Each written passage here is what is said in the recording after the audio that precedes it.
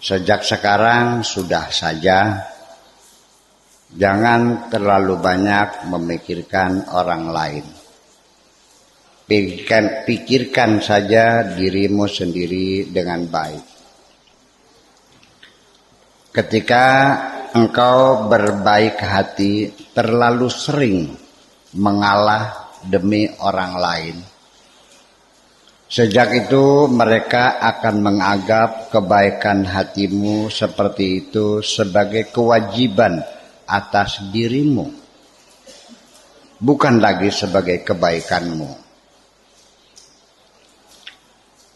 Termasuk kebaikan hatimu yang dapat aku rasakan, engkau senantiasa merindukan siapapun di antara teman-temanmu yang selalu menyapa dan menanyakan keadaanmu. Ada kejujuran di hatimu dalam membangun persahabatan. Engkau ikut meratapi penderitaan mereka dengan diam-diam.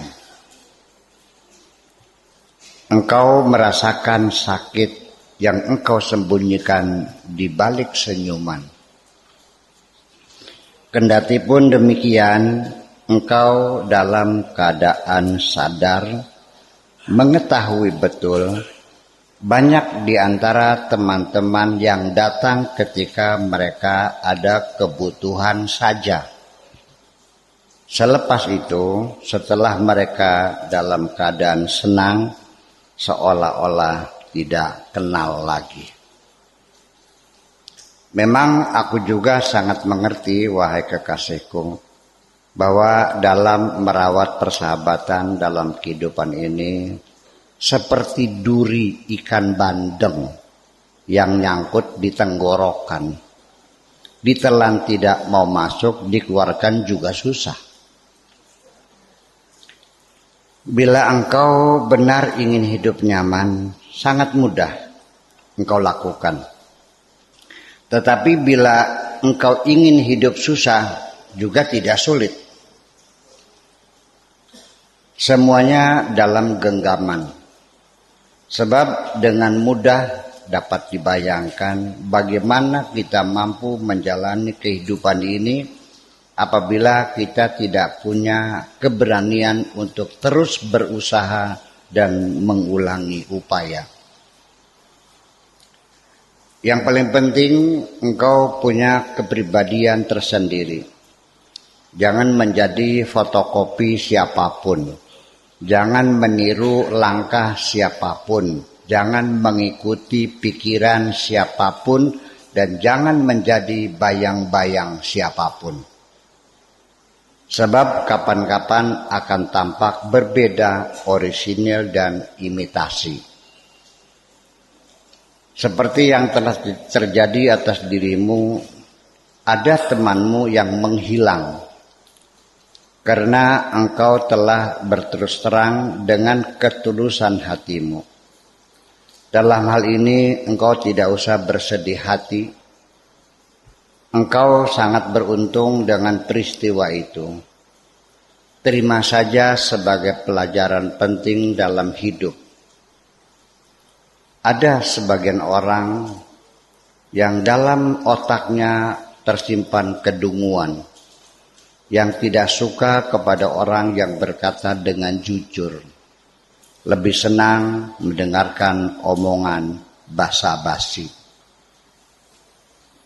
Di sisi yang lain, aku masih sering bertanya kepada diriku sendiri, mengapa dalam membangun persahabatan selalu di awalnya sangat indah, lalu di penghujungnya banjir air mata.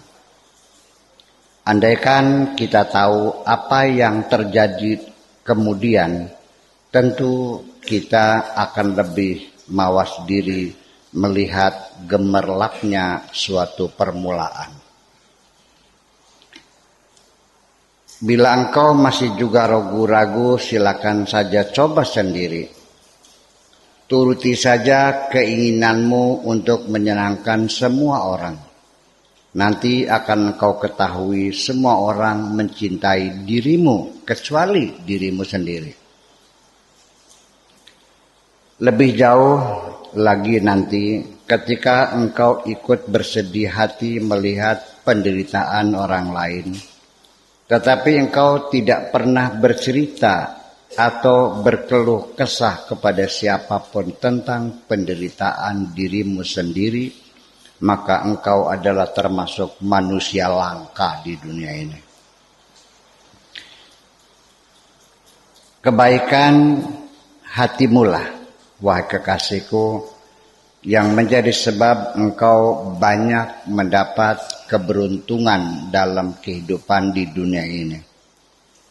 Memang sebenarnya anugerah apapun sangat tergantung kepada kadar niat yang baik juga. Untuk itulah bila kita ingin mendapatkan kebaikan, mulailah dengan menumbuh kembangkan niat baik di dalam hati dulu. Di samping itu semua, menentukan kepastian sikap yang jelas dalam pergaulan juga sangat penting. Jadilah engkau teman yang baik, atau silahkan engkau jadi musuh, tetapi secara terhormat. Jangan bermain dengan dua tambang di tengah-tengah. Sampai sekarang aku belum mendapatkan jawaban yang pasti, wahai kekasihku, mengapa aku terdorong untuk melakukan banyak hal yang sebelumnya aku sudah tahu akibatnya akan membuat hatiku sakit. Kesimpulan sementara, aku kalah karena tidak mampu melawan keindahan matamu. Aku jadi pengecut melihat bibirmu yang mungil itu. Termasuk kematian sudah tidak lagi menjadi sesuatu yang menakutkan. Dengan menerawang kehidupan sekarang saja sudah cukup lebih mengerikan. Sehingga untuk sementara ini mungkin langkah terbaik adalah kita berdiam diri saja, tanpa komentar apapun. Apabila kita sudah yakin bahwa tidak ada orang lain yang punya kapasitas untuk memahami pemikiran-pemikiran kita. Banyak sekali di tengah kehidupan kita ini, wahai kekasihku, berbagai masalah yang tidak dapat masuk dalam logika kita. Bukan karena kebodohan kita tidak mampu merasionalkannya, tetapi karena kita tidak mampu untuk memprediksi bahwa hal itu mungkin bakal terjadi. Seperti cintaku kepadamu, kondisinya adalah seperti itu. Apakah mungkin terjadi? Kerinduanku kepadamu muncul dengan sendirinya. Tidak pernah dengan sengaja aku hadirkan. Bahkan seringkali aku berusaha untuk melerai, tetapi ternyata kerinduan semakin memberontak. Kerinduan ini, wahai kekasihku, bukan bukti atas kelemahan diriku atau juga rasa sakit di hati, tetapi benar-benar merupakan perasaan asli yang bukan dibuat-buat. Memang dalam hidup ini, wahai kekasihku, terkadang aku beruntung, terkadang aku merugi, terkadang aku merasakan sakit, sampai nanti di akhirnya aku mendapatkan pelajaran hidup yang sangat berharga.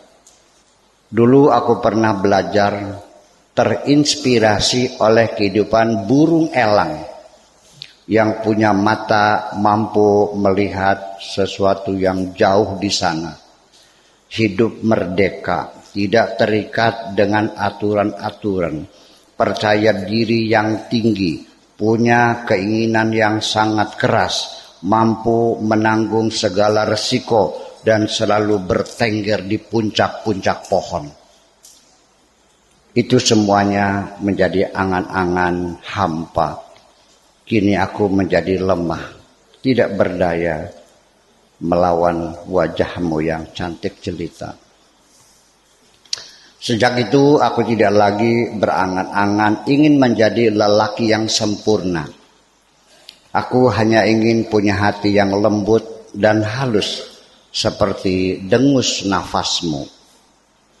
Aku hanya ingin punya hati yang lembut dan halus seperti dengus nafasmu.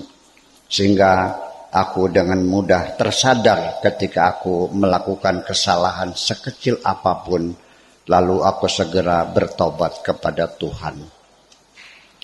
Dalam kondisiku yang lemah ini, aku tidak mampu untuk menyatakan cinta kepadamu.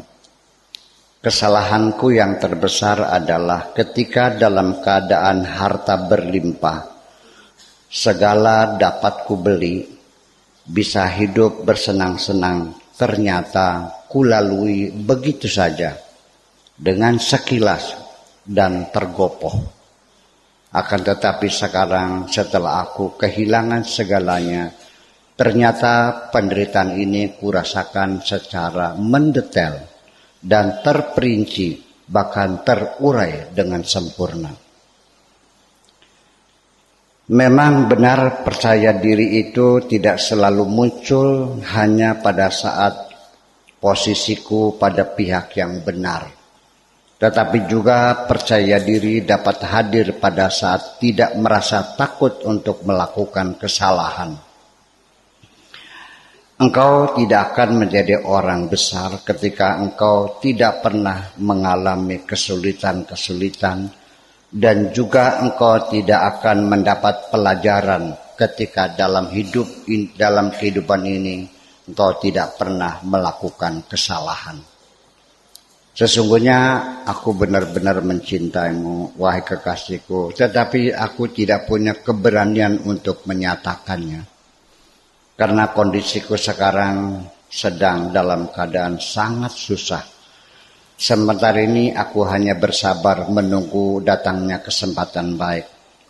Tetapi kesabaran juga merupakan ibadah ketika ku jalani sambil memikul beban rindu yang sangat melelahkan. Semoga Tuhan membanjiri kesabaran kepadaku. Terima kasih.